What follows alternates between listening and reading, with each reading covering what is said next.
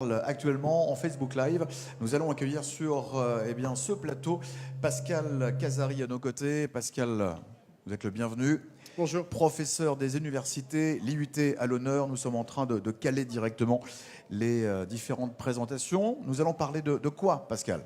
Alors, on avait promis de parler de l'IUT au service des entreprises du territoire. Et là, je vais vous frustrer un petit peu puisqu'on n'a pas vraiment le droit de parler des résultats avec les entreprises. C'est plutôt du secret industriel.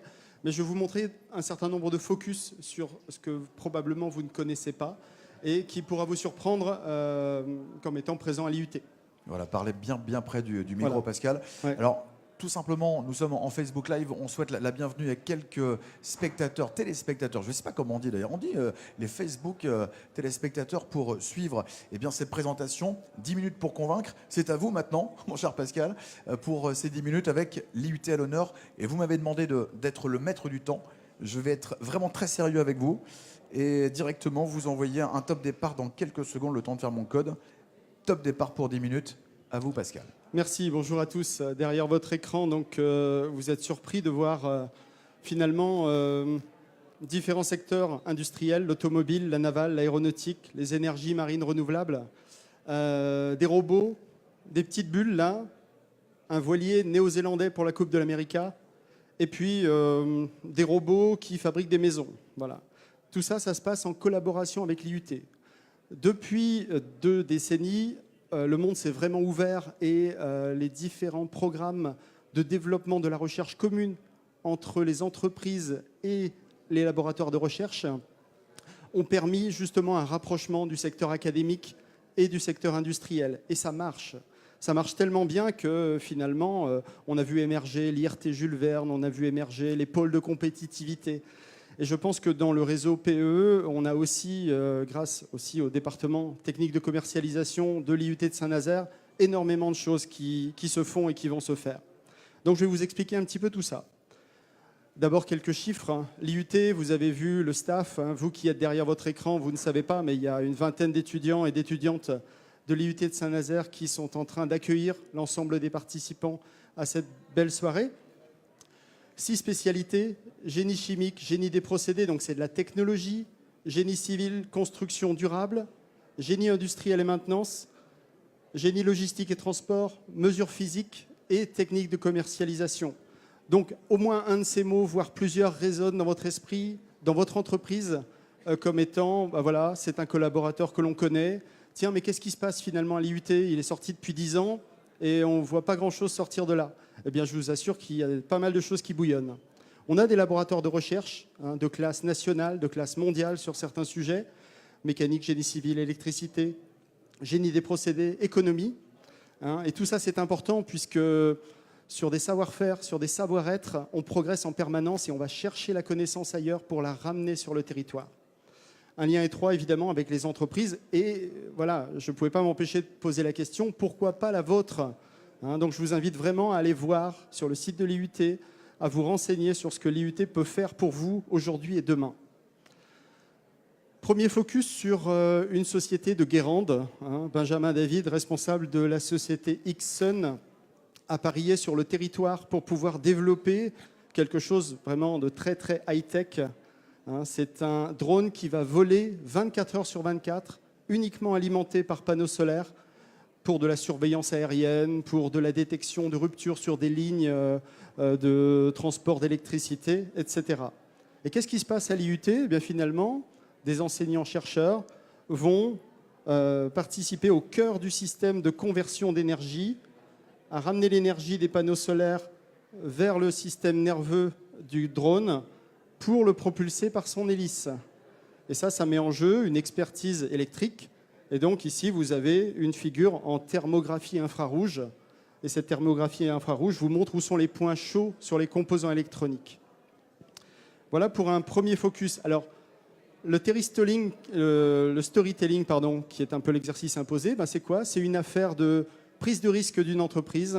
Cette entreprise vient sur le territoire et cherche des alliances. Il se trouve que c'est un ancien étudiant de Polytech sur le site de Saint-Nazaire qui est venu chercher aussi des collaborateurs et collaboratrices parmi nos étudiants. Et le pari, j'espère, sera gagnant. Un autre focus sur le génie civil. Alors voilà, vous qui êtes sur votre ordinateur, vous pouvez aussi taper quelques mots-clés comme Innova ou Batiprint 3D, hein, qui est paru dans la presse, notamment lors des différentes semaines du numérique, à la fois à Nantes et Saint-Nazaire. Le principe, c'est avec des robots, eh bien, de fabriquer des maisons. Hein. À Nantes, donc, une maison a été fabriquée. Ça s'appelle Batiprint 3D. Et finalement, la recherche académique, c'est aussi une aventure humaine. Le matin, quand on se lève, on a le privilège que notre salaire est déjà versé, mais on a la préoccupation à la fois de former nos étudiants, de développer la connaissance et de rendre service aux entreprises. Sinon, ça ne peut pas être autre chose en tant que raison d'être. C'est notre raison d'être. Et ici, vous avez des ouvriers, techniciens, professeurs, chercheurs, issus de laboratoires LS2N, GEM. Alors ça, c'est notre jargon. On ne sait pas bien communiquer là-dessus, mais voilà, il faut aller creuser un petit peu la question. Capacité, qui est aussi la filiale de l'université, qui est l'interface entre le monde économique et les laboratoires de recherche. Et donc, c'est aussi une aventure technologique teintée d'énormément de savoir-être. Alors, vous reconnaissez peut-être ce monsieur, Bruno Le Maire, notre ministre de l'économie et des finances. Qu'est-ce qu'il fait là? Eh bien, il est avec une enseignante, une professeure à l'IUT de Saint-Nazaire et un enseignant-chercheur aussi de Polytech. Qu'est-ce qu'ils ont inventé? Eh bien, ils ont inventé de la mousse. Alors, on va dire de la mousse, c'est pas très nouveau, ça. Mais en fait, fabriquer de la mousse en continu, c'est un enjeu industriel. Donc, il y a un brevet derrière, des tests sur des formulations cosmétiques, et ils se retrouvent dans un salon, donc sous les feux de la rampe. Et tout d'un coup, on se dit, bah, tiens, on va communiquer là-dessus, à minima.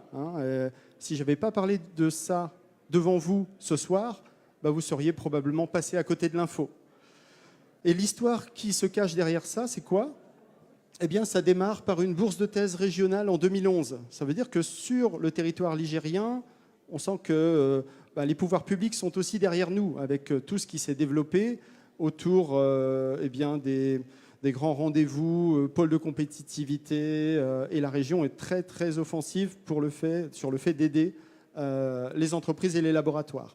Donc une bourse de thèse, ça veut dire que Arab Belkadi, ici, a bossé pendant 3 ans sur un sujet, encadré par Jérôme Bellettre et Agnès Montillet. Et puis, il a tellement bien travaillé que ça a donné lieu à un prix de thèse de la Société européenne de génie civil en 2017, un brevet.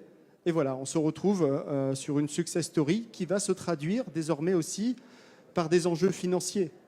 La propriété intellectuelle dégagée par ce travail est capitalisée par l'Université de Nantes et par ses enseignants-chercheurs, inventeurs à l'IUT de Saint-Nazaire. Alors, on voit rapidement ici des petites pointes, là. Alors, qu'est-ce que c'est, ça? Eh bien, ce sont les sollicitations sur le bateau de Jean-Pierre Dick pour le Vendée Globe. Ça date un petit peu, mais c'est un petit ersatz de notre expertise sur le comportement mécanique des matériaux et aussi leur tenue dans le temps, la fatigue, la durabilité, puisque ces matériaux vont subir l'humidité, ce qu'ils n'aiment pas beaucoup, et on étudie ça au cœur du laboratoire. Donc, on a eu des opportunités d'aller justement instrumenter, mettre des capteurs sur les voiliers de la Coupe de l'América, sur les voiliers du Vendée Globe, sur les voiliers du Trophée Jules Verne. Donc ça, on ne communique pas du tout là-dessus, c'est au cœur du développement de ces équipes de compétition. Et puis, on en ressort finalement des questions aussi que les laboratoires s'approprient. C'est-à-dire, pourquoi ce bateau a-t-il cassé? Pourquoi les quilles de ces voiliers cassent de temps en temps? Eh bien, si on ne le sait pas bien, les laboratoires investissent le sujet, mettent des thèses dessus, et 3 ans après, sortent avec des résultats. Donc ces résultats sont ce qu'on appelle, nous, 2 thèses de doctorat. Ce sont des doctorants donc, qui ont fait un master, qui arrivent dans les laboratoires. Ils y passent 3 ans, ils bossent du mieux qu'ils peuvent, et ils capitalisent cette connaissance, et ensuite vont travailler dans l'industrie ou dans d'autres laboratoires de recherche.